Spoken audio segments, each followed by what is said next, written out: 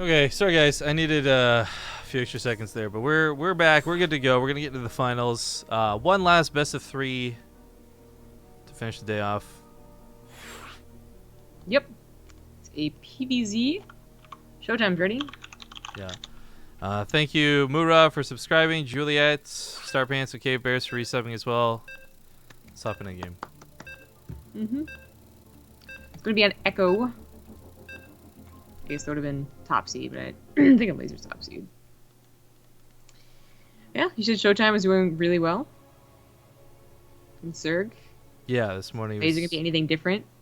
Elazer was playing pretty cheesy against his first Protoss opponent today. Ended up taking it. Best of 3, 2-1. What did he win? The Nidus Worm, Roach Rush, and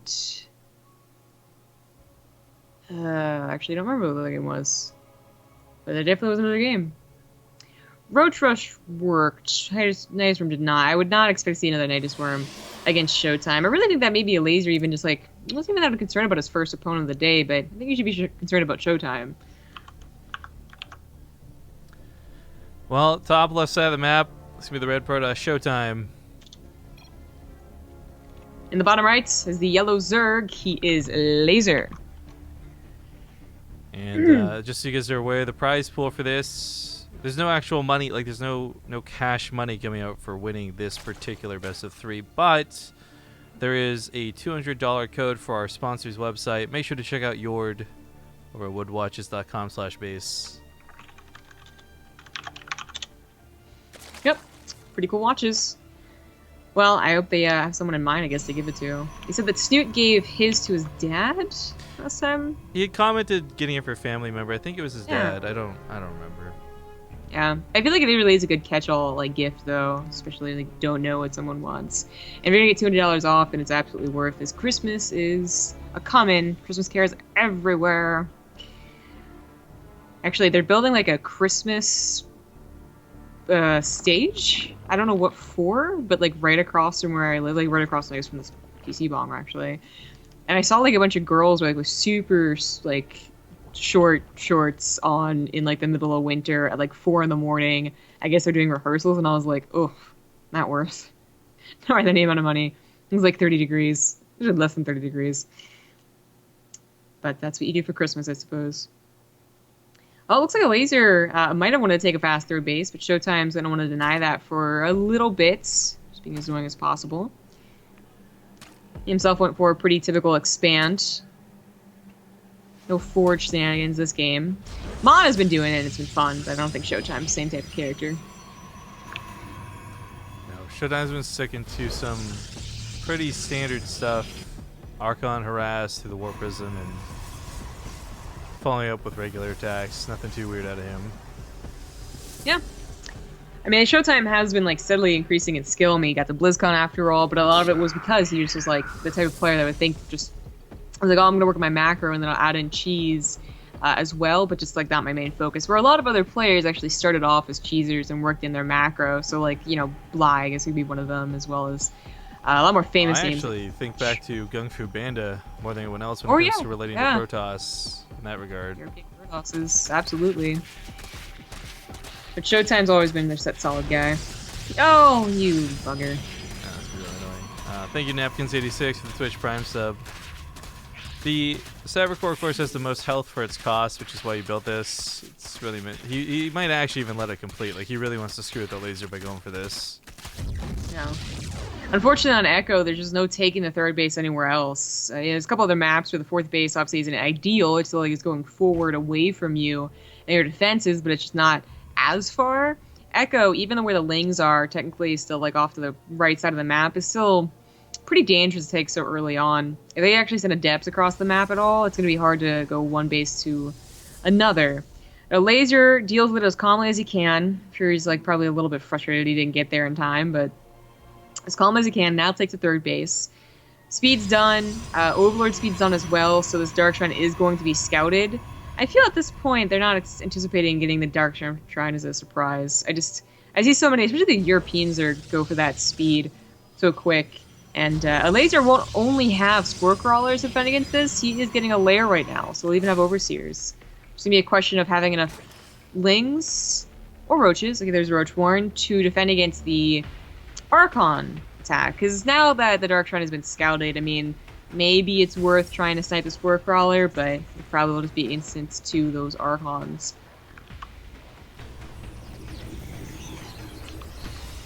Well, actually, even with the Spore Crawlers possibly down for detection, ShoWTimE was doing quite a bit of the DT, like actual killing of Spore Crawlers and Queens and everything with the DTs. So maybe not so quick to set Archons. Thank you for the 14-month Vol'jin, and Rogue2610 just donated $25, which should have triggered the top donation sound. I don't know why it didn't. But thank you. He says, I love what you guys do. Screw the trolls. I know what it's like to get trolled while running a business. It's lame. Keyboard warriors have no life. Make sure you have each other's back. You're good partners. Tell each other you appreciate one another. Thank you for the message, man. Like right now is like couple therapy. Tell me your frustrations. Well, the DTs, you're right. The DTs just stay as DTs, and I love this, you know? Like, even if it's scouted, there's a chance that, first of all, the scout itself tells them they don't have to build Spore Crawlers, because why would you still make DTs when they know you're on the way? But as well as, you know, just abusing the fact that maybe the Overseer's a little bit late to the party. This Overseer is going to be hard to find late to the party, because it does have, of course, overload speed, but I was a lot more interested not just in the DT harassment, but in the follow-up. I feel like the follow-up Archon attack with either Blink Stalkers or Resonating Glaives can be very powerful, especially if you get any damage done, whether direct damage or indirect damage with the Warp Prism. We had the Overlord drop a couple legs off in the main, I guess, so let's went on a couple of probes side, but really nothing too substantial. Also had another $5 donation coming in from Dojiville. $5 says death to all the Zerg, and you know what, man, that probably makes me happier than every other comment so far. Thank you. Death to all the Vipers. Well, that is going to be a total of 8 gateways. ShoWTimE is still taking a third base and might start building probes again as it finishes up, but is currently stopping right now. So the problem that we saw earlier in the finals ago for StarCraft was you had sort of actually perfectly defend against DTs early on and take no damage, and still lose the game to the follow-up out of ShoWTimE because his macro is really good. Elazer's playing this out pretty well. It didn't take too much damage, and his upgrades are on the way, so I'm expecting him to give ShoWTimE a bit of trouble, but if ShoWTimE can just play very solid like he was this morning, I have full confidence he could still win this game, even with his opening doing so little damage. It did not do a lot of damage, but I think the follow-up is still potent. And again, like, it's not direct damage, sometimes it's indirect damage. You know, like, they miss a couple of injects, they don't get the creep far out, they don't cancel the fourth base because they realize what's happening and go, oh, shit. Like, anything like that can happen, and ShoWTimE can still take a huge lead of this push. It's Blink Stalkers, they don't have any upgrades. Forge is down for, again, like, the macro follow-up, but... Oh, Jesus, whoa, I didn't expect them to jump on top of Elazer's Roach army. They jumped on top of a Ravager, but was that really worth it? It means that the Stalkers were also taking all the shots as opposed to the Archons and their shields. That was interesting. Elazer doesn't cancel his fourth, by the way. It's actually just a gimme, so ShoWTimE gets the last 2 Stalkers to kill it. That's not enough damage, of course. ShoWTimE still needs to actually push in here, but Elazer's having a difficult time getting to that, you know, 20-plus army supply that really you need when you go for Roaches against a Protoss. Equal army supply, just their units are so strong, especially if they can micro pretty well. And a decent concave in the middle of the natural in the third base, and ShoWTimE's going to have to start blinking twice, once with Blink, once with the Warp Prism. I think that might have just done it. Yeah. We have a lot more Lings on the way, that might help. Well, his control's been really good. A lot of these Stalkers still have high health. Normally at this point, more of them are in the red, because, you know, they barely survived each war with those Blings. So the Lings might not be able to clean this up as easily as you'd like. Let's not forget his Warp Prism micro is going to be on point because it's ShoWTimE, and it always is. Picking up and drop and picking up and drop, and low health Stalkers get to the back lines. Roaches can't quite get those kills. Denied once again, keeps those Stalkers alive. These two should be immortals. 9 kills apiece. That is some pretty sick micro. Now, Elazer is like so close to holding, and he still has an army supply lead. ShoWTimE maybe starts trying to macro out of this. Elazer has 15 more Roaches on the way, and that might just solidify his defense. He lost 19 drones, and that might be enough for ShoWTimE to macro if he starts right now and doesn't lose the rest of his Stalkers. He's got to start +1. He's got to start building probes or transferring probes at the very least. Building immortals as well. There's nothing but roaches here. ShoWTimE was unable to break Elazer's back. He just kind of like, I don't know, stepped on him a bit. Thank you to Toriush for the 2-month resub. People are peanut butter and jellious. Thank you. F the trolls. Jelly. This is a great thing to have right now. Well, unfortunately, the rest of the Stalkers try to take on the Roach army. They just there's this time too many to even be fancy with the War Prism footwork. So I'm a little scared now. ShoWTimE did not start his upgrade, did not start his Immortals. And while he did, I guess, get some probes over to his third base, it's only at 45.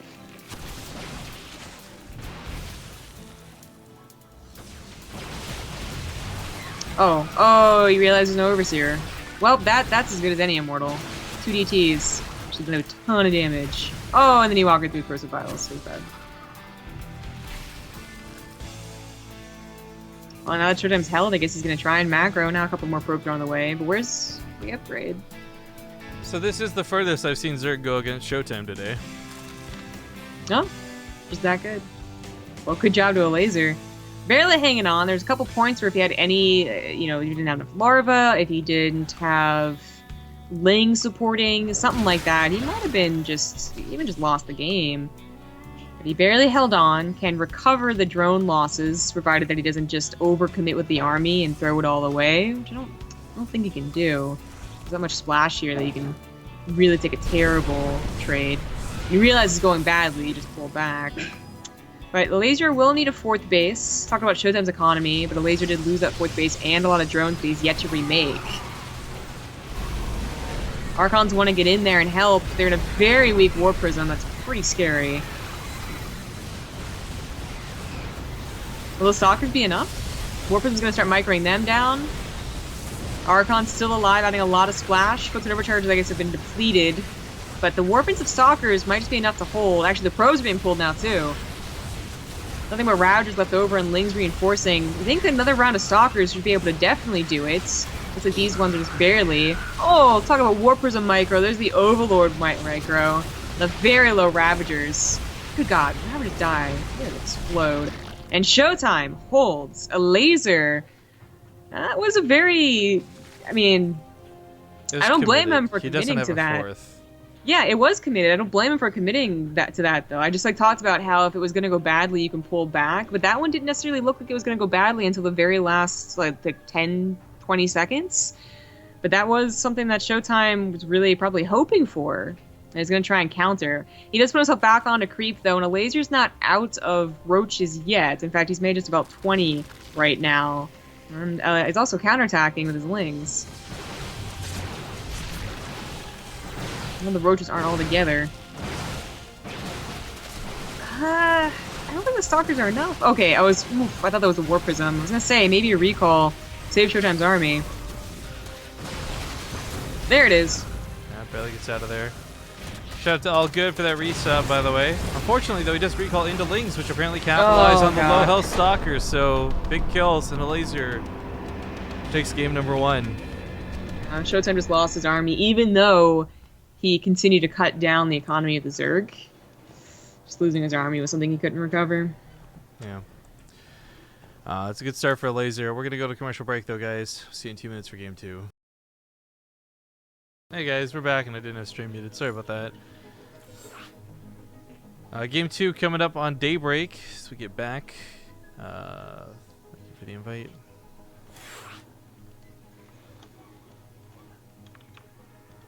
Okay.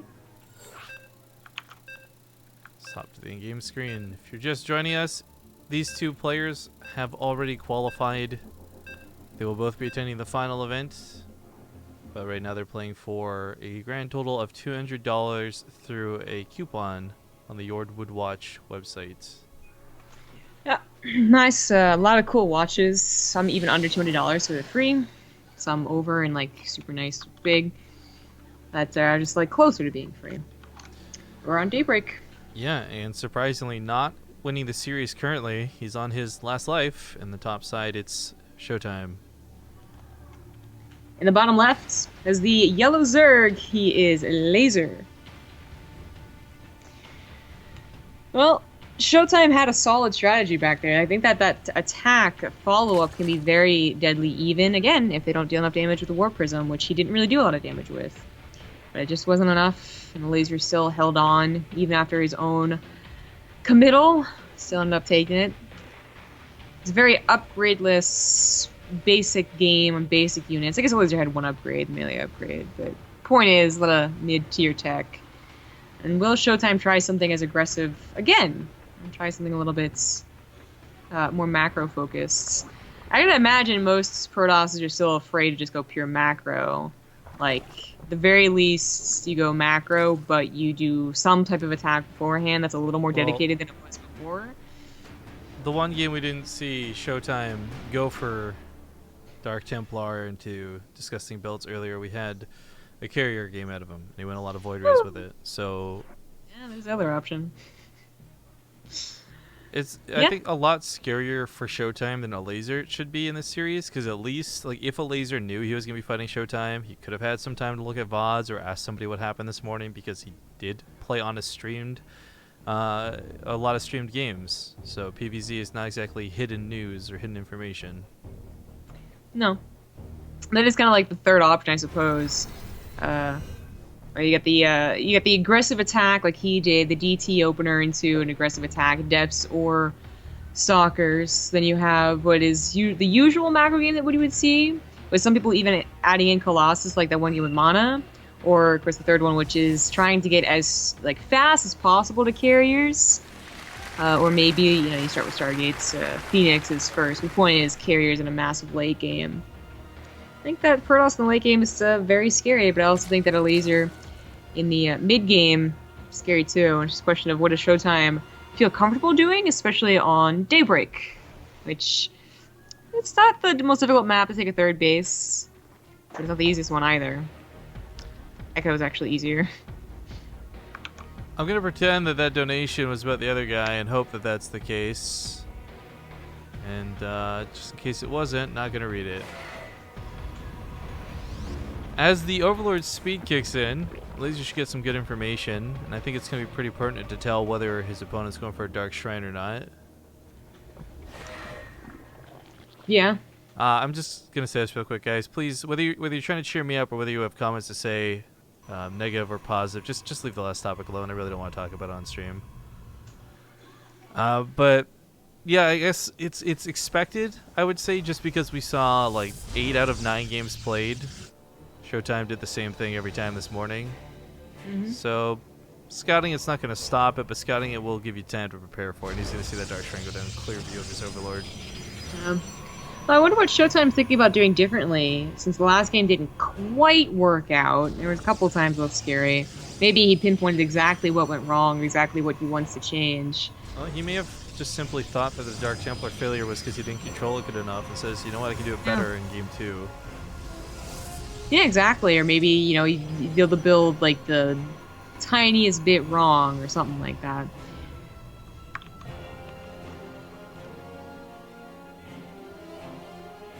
Well, the Dark Shrine is finishing up. Third base, we'll see if it's the exact same build, like the third base actually also going down.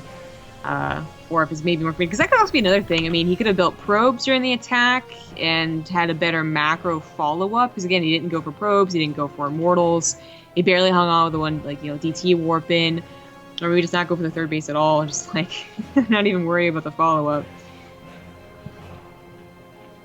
Elazer is getting prepped to take on the Dark Templars, get Spore Crawlers on the way. Lair almost done, Overseer's a little timeout pretty perfectly, in fact, with it. I think it was the one Spore Crawl on the natural. I mean, at least he'll have some detection, I suppose, and it's just going to be relying purely on the Overseer, but it's so risky to do it like this. He's splitting up his DTs. Like, this is a lot more hoping that they made a certain amount of units and were a little bit greedy. This finds the base without a Spore Crawler, which... surprise happened. He lost 2 of his DTs right away, though. It's a whole Archon now gone. Yeah, I don't like... I could kind of see his plan, but it did not work out. 5 drones, kind of the same he did last time, except he saved all 4 DTs last time. So not looking too hot. Oh, I was kind of actually said it right there. I started the cybernetics core upgrade. But no, it is going to be Blink. A couple more DTs, so he has 2 Archons to use. Unfortunately, it does take away. There's up at third base and still building probes. So last game he stopped at, I think, 45. Maybe 47, but definitely either one of those. Thank you to Zebrason for the 17 months. The best part of waking up is you with a heart. We assume that was supposed to be like the Folgers commercial, but I don't have it in me to sing it right now. So either way, thank you nonetheless. It is a hell of an addicting song, though. That was very catchy when it was being played. I'm glad they took it off. Oh, Bailing Nest is on the way, so both players kind of changing things up. I mean, ShoWTimE is going for much the same. He stopped at 53 probes as opposed to 47, or maybe he didn't lose some. I don't remember what happened last game. But he's getting the additional gateways as well as the Forge and Blink. Never used that Forge last game, but I guess could have before the upgrade for cannons. But Elazer, of course, mixing things up. So, I think he pushed back the +1 a little bit, but of course I'm talking more about that Bailing Nest. If it would have been a follow-up of Adepts, that would have helped take care of him. Even if it is a follow-up of Blink, which it is, and +1 as well. That still can hit the heart of the Blink Stalkers and do a lot of damage, a lot of splash damage.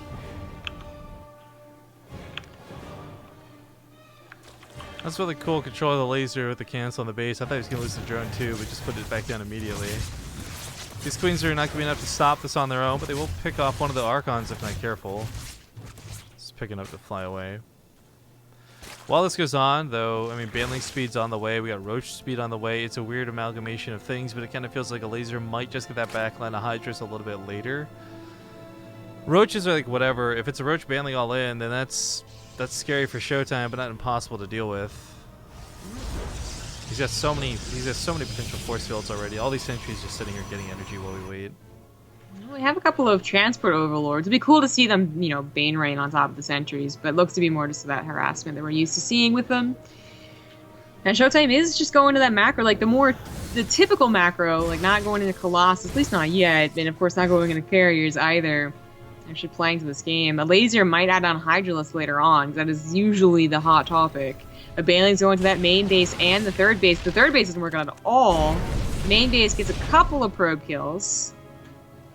No, it was a really good shutdown in the third. Sniping off before a single Baneling came out. So not even hurting on the probes. But of course, when +2 weapons finishes up, the Banelings can one-shot them, so it's a little bit easier to pull off that kind of damage. Nice pickup, Micro. Yeah, very nice. These Archons have more to do than just, you know, eventually add up into the main army and try and soak. They've actually been trying to do a lot of harassment since they were made, basically. Infestation Pit on the way, though, for Elazer. So is it going to be for Fast Infestors or a Fast Hive? And if it's for a Fast Hive, I actually wonder what he would want from Hive as the PvZ ZVP. I mean, Broodlords, you know, can still absolutely be a thing. Ultras can still be a thing, but Ultras less so versus someone you know is, well, getting Immortals or the potential of getting Immortals. It is going to be that Hive. I don't think you really need Vipers. I talked about it earlier, but that was more towards mech. I don't know. But Elazer, he is getting this opportunity to kind of do whatever he wants. I mean, they both are expanding 4 bases. They both are getting the pretty good armies, trying to get upgrades as well. But Elazer's the one that feels a little more scary if he's allowed to do what he wants. And it is going to be Broodlords, apparently, as that Spire starts up at the exact same time as the Hive, or close to it. And if ShoWTimE doesn't scout this, doesn't expect it, he could just be completely caught off guard. But I feel like when you easily get the 4 bases like this, or somewhat easily, just you gotta feel that timing. It's like, okay, I probably want to think about at least scouting for a Hive.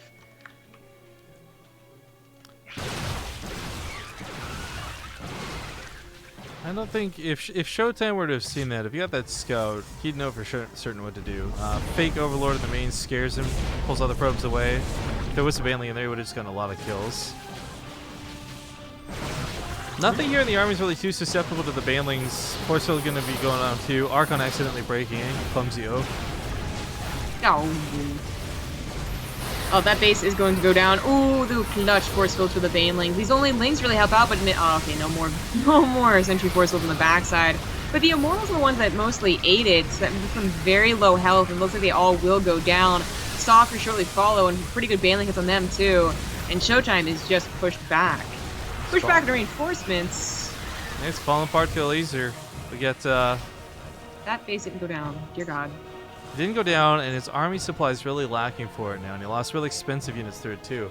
The Immortals, the Archons, these are like time-consuming units to make. Sentries, gas expensive. There's just a lot that went wrong for ShoWTimE. Well, that was a really good surround opportunity from Elazer. I mean, ShoWTimE, I thought, had more force fields in him, but either didn't want to use them or just I was mistaken. He did burn like 6 by stepping on with his own Archon, so there may have actually been exactly as many as we thought they were. It just didn't look like it. Yeah. Well, he is going to get the base this time. It's going to be a bit of a base trade. ShoWTimE pulls the probes immediately, so it will be literally base for base as Elazer also pulls his drones. And Elazer has the Syria army here, and it's coming back to collapse on ShoWTimE on creep. Yep. Getting off creep at the very least, but now stuck in a position that he's going to get surrounded, absolutely. Don't break those force fields, Archon. Good job, buddy. Holds on for a little while longer, but now his third base is under attack. These Lings do have +2 and about to have Juno Glands.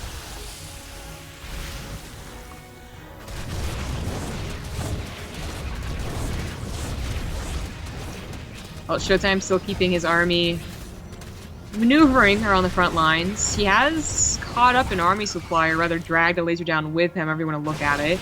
Elazer did finish up that Spire and Hive. He could try and sneak in the Greater Spire, but back down to 3 bases, it'd be very hard to afford enough Corruptors and enough Brood Lords to really make it worthwhile. He's still got ShoWTimE's Blink Stalker army to deal with. And now it's ShoWTimE that looks to have a better army. No sentries, only 1 Archon, but a lot of Stalkers to use.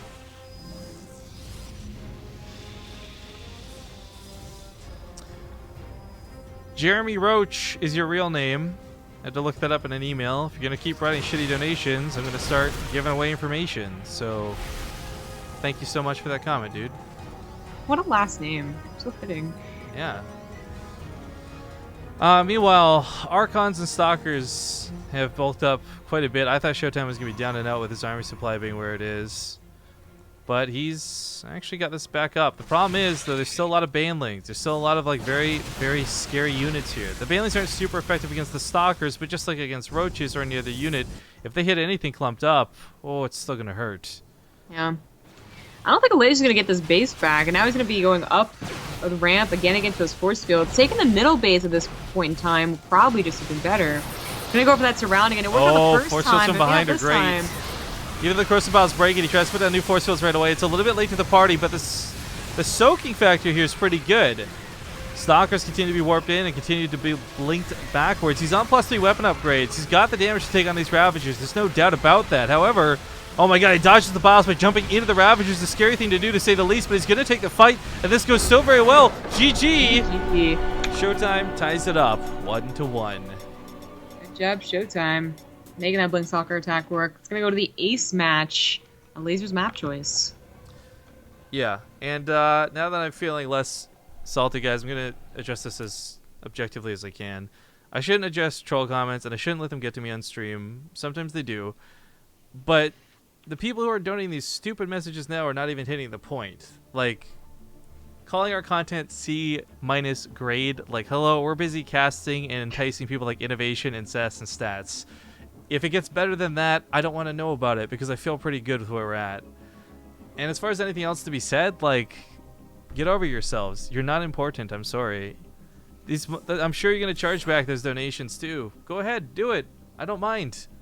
It's not an issue for us. And I guess if you need to be told you're loved, instead of saying I hate you, I love you, okay? Hopefully you'll feel better about yourself and stop being shitty to everyone else in the world now. Never gonna happen. No. Alright, small commercial break, guys. We get this lobby set up. Last game of the day. One last game in this best of 3. Thanks for watching. We'll be back with Habitation Station as the final map. Alright, sorry, we're back. Hi, hello. We're good to go whenever the players are. Last commercial of the break of the day out of the way. As we get into Habitation Station, as we said right before the break. Bit of an odd map choice. Yeah, we have seen Howard Sensation probably the least. Of course, the typical ones, Daybreak, once again being the most chosen. Van Eye, surprisingly, chosen a lot, in my opinion, in the length of the map. But Howard Sensation still sticks as the one that everyone loves. Well, things tied up now 1-1. We'll see who moves on. Well, I guess not moves on. That's not the correct word. They both move on. They're both going to go back to the finals, but one's going to get the $200 watch code to get a nice watch from our sponsors over at Yord. So check out woodwatches.com/base. Of course, right now up until Christmas, you get 10% off your purchase, but 15% of any sale will, of course, go towards future prize pools for future events. If you guys missed the last one, Civil War was a really fun time, a very different event, and Yord were the primary sponsors to that one, too. Yeah. Thank you very much to Saragesa for the sub. And as we get to game number 3, spawning the top right side of a habitation station. He just brought it back. It's showtime. On top left is the yellow Zerg. He is Elazer.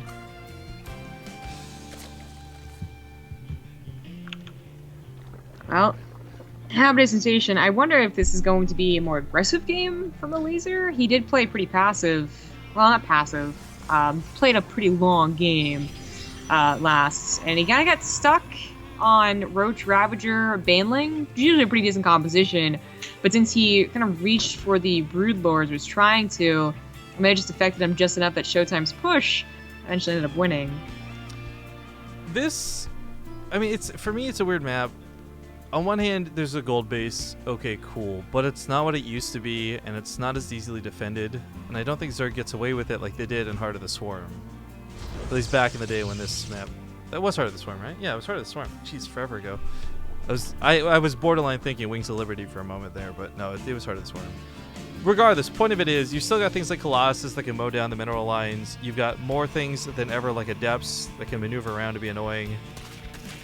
I was actually super questioning that, and then I remember that Tempests would appear on the map, so... Yeah, that too.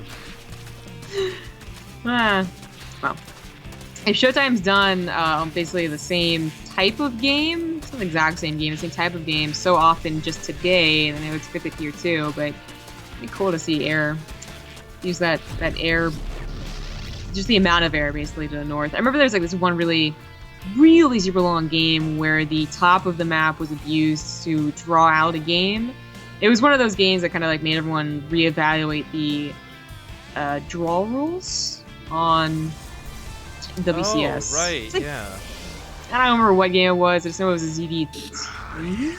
Wasn't it like Zerg something? Zerg well, I know that there was so yeah. Zug Liang and Lily Kanine have like the record for like the longest game or whatever, right? That was like the 3-hour game or something on Deadwing.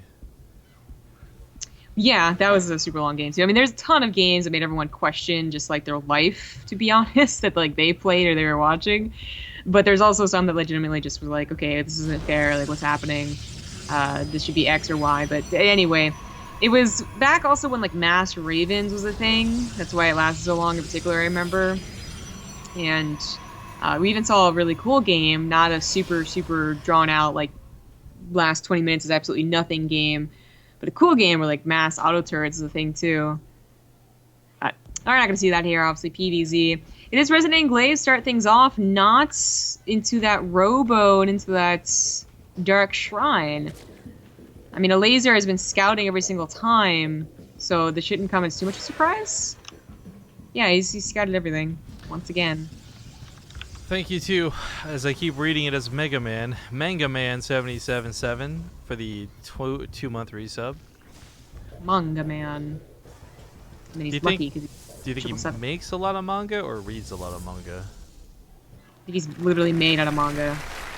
Oh, made of? I didn't consider that third option. That should have been the Korean donation sound. I don't know, like it wasn't. Let me go trigger that because this is from someone who's not a total wiener. I hate having to do this manually because it's like, hey, do you intentionally want something to scream at you? Here you go. Oh wait, that's the wrong one. I love the word wiener so much more. No, why does it keep doing the clapping? It's not even in the test mode. I can't even make it do the largest donation trigger right now. Oh. All right, DeWitt donated $50. Thank you very much, DeWitt. He says, I'm so hyped about your training house in Korea. Can I visit, please? Much love from a cold-ass snowed in Sweden. And P.S. Had lunch with Zombie and Scarlet and Rapid the other day. Hashtag too cozy. Last question. Will you have dumb inch in the training and I can pet it, please? Man, that got too complicated at the end, dude. I wasn't sure where the sentence was supposed to end. And also, I was like really paranoid for a second. I was like, wait, did I go out to dinner with someone? I don't remember this. I think he meant when you were streaming. I know. It took me a little while. And no, you can't pet Diminch. Not because you're not allowed to, but it's for your own safety. He's full of licorice. And diseases. Well. So it is going to be double Stargate, which could have been a surprise. Had you like maybe staggered the Phoenix a little bit and gone chasing for Overlords first, but the Overlords are already going to get in there, and it's all a double Stargate, so... Oh well, but it does mean we're going to see a different game from ShoWTimE. Mass Phoenix into what I assume is going to be carriers eventually, although Mass Phoenix can sometimes be the answer themselves. I would love to see this go to carriers, but yeah, usually if you're going to open up really heavy into Phoenix and go above 6, you're probably not rushing out to carriers. Phoenixes have actually been particularly disgusting, primarily because of the fact Hydras were such a big deal, but I talked about this earlier, and I guess we'll talk about it again. If you want to get around the Phoenix and not get picked up in the middle of the map, go under. Well, what's interesting about this is that, well, last time Elazer did it didn't work. He had a lot of queens, he even had a Hydralisk, and it just wasn't enough. Without a doubt, it's a risky move in game number 3, especially in the finals, but... maybe, and just maybe, it'll catch him off guard. There really isn't a lot, considering everything's in this Phoenix and across the map.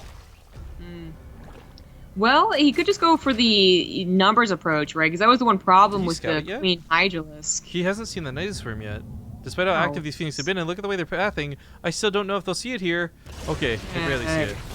Oh, but it's already on the way, so now I just have to get in position. But the point is, like, if he just goes for pure numbers as opposed to, like, trying to get enough Hydras and Queens, which are expensive units, to kill the Phoenix, then he might just be able to run around and cause enough ruckus to do enough damage. Well, he scatters the pylons and trying to get him down, but, you know, last time we saw this happen, there was force fields pre-placed, the Queens were really separated.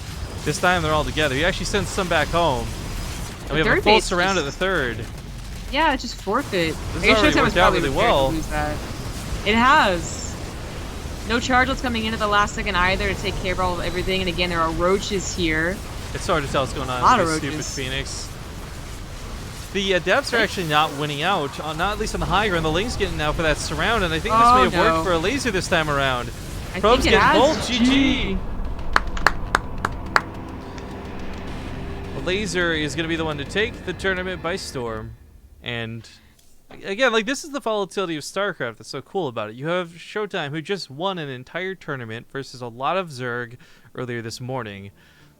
Come around here, Elazer ends up winning and beating him. It's the same. You see somebody win a DreamHack and lose like a weekly cup the following week, right? It's like the volatility of StarCraft is crazy sometimes. But congratulations to ShoWTimE, or to Elazer, excuse me. Yeah, to Elazer. Well, and ShoWTimE for qualifying. There you go. I had just clicked his name, as I was saying that wrong. But yeah, and of course to ShoWTimE for qualifying. Both of them will be back. And now we take a look at that Team Liquid poll, because this is the last chance anyone has to vote, and we'll see just where that's at. So by the time you're hearing this, you can't vote anymore. It's closed, and it looks like by quite a bit the 4-player WCS style group has won out. So 55% with 100 votes to the 45% with 82 votes of the other options. So this means we're gonna have Snoot, Euthermal, Elazer, and ShoWTimE play a WCS style group for the $450. The prize money, of course, is going to be distributed $250 to first place, $100 to second, and $50 to third and fourth. So everybody is going to win money. Everybody's going to win money. Nice. But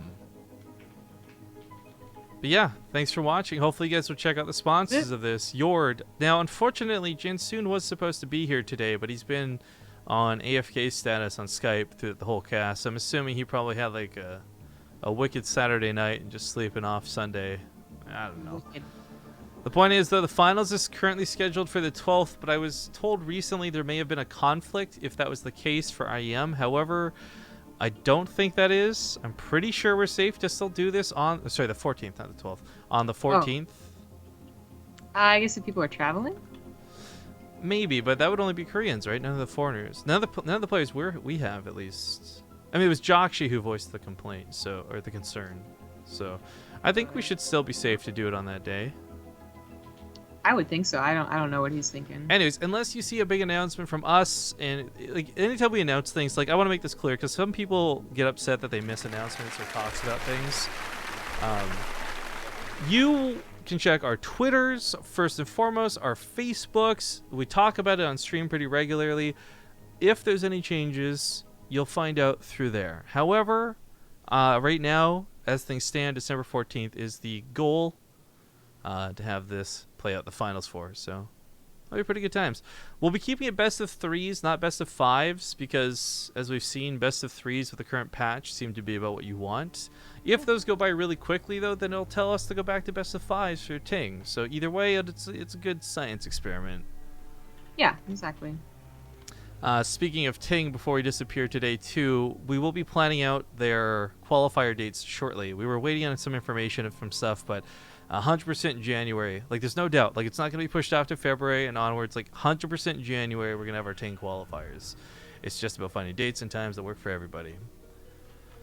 That being said, though, I do believe that concludes it all. So thank you guys for watching. You can follow ZombieGrub on Twitter at ZG Gaming. You can follow me on Twitter at Riff_Kings. Hopefully you'll follow the channel and come back for more in the future. But other than that, I think... I don't know, do you have any shout-outs before we go? Just check out the wood watches, guys. Oh, and of course the Amazon links down below. What with Christmas coming up, shopping, all that good stuff. ZombieGrub will be the only one who benefits from the Amazon links, but if you shop through them, you will help us out a bit, I guess, or her out. Excuse me. Yeah, help me out a bit. But yeah, we'll end the stream with a couple of minutes of commercials. Let's see who's streaming. Figure out who to host before we disappear. Replay packs from this will be sent out to our subscribers a little bit later today too. And of course, if anyone subbed recently and you want some of our older packs, don't be shy. We can try our best to accommodate. But looks like Pig, Nate, there's actually a lot of good StarCraft streamers. Okay, we'll probably host. We'll go with Pig. We'll give Pig some love. I guess he's talking about community feedback and giving some discussion stuff. So yeah, Hero Marine and Nate both streaming for Terran. Definitely recommend checking him out. But we'll be hosting up Pig. So have a good night, guys, and we'll see you tomorrow. Tomorrow's going to be 2 different solo casts. Actually, that's the last thing we should talk about, I guess. Tomorrow's going to be 2 separate solo casts. So I'll be doing the Corsair Cup. ZombieGrub will be doing the Lee Fang Cup. But you guys will get twice as much StarCraft content for it. So hopefully you'll come back and enjoy it and join us. But goodbye.